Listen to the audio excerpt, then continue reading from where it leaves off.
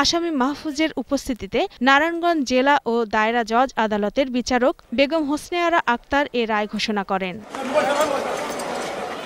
2016 সালের 15 জানুয়ারি রাতে বাবুরাইল এলাকার একটি ফ্ল্যাটে একই পরিবারের 5 জনকে গলা কেটে হত্যা করা হয়। নিহতরা হলেন গৃহবধূ তাসলিমা আক্তার, তার ছেলে শান্ত, মেয়ে সুমাইয়া, তাসলিমার ভাই মোর্শেদুল এবং তার জা লামিয়া।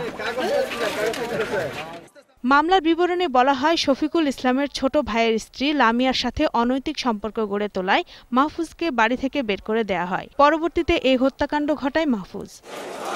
2016 সালের 17 জানুয়ারি নিহত তাসলিমার স্বামী শফিকুল ইসলাম বাদী হয়ে ভাগ্নে মাহফুজ সহ আরও 2 জনের বিরুদ্ধে মামলা দায়ের করেন। পরে সাক্ষ্য প্রমাণের ভিত্তিতে 2 জনকে মামলা থেকে অব্যাহতি দিয়ে মাহফুজের বিরুদ্ধে চার্জশিট দেয় পুলিশ।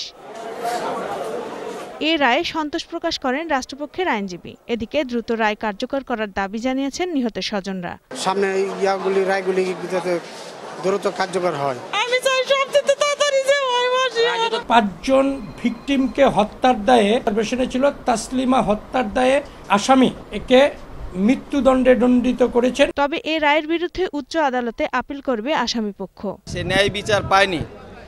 আমি মনে করি এই রায়ের বিরুদ্ধে আসামি পক্ষ যদি মহামান্য উচ্চ আদালতে, মহামান্য হাইকোর্টে আপিল দায়ের করে, সে এই ডেথ রেফারেন্সে ন্যায় বিচার পাবে বলে বিশ্বাস করি। Desk report, 21 television.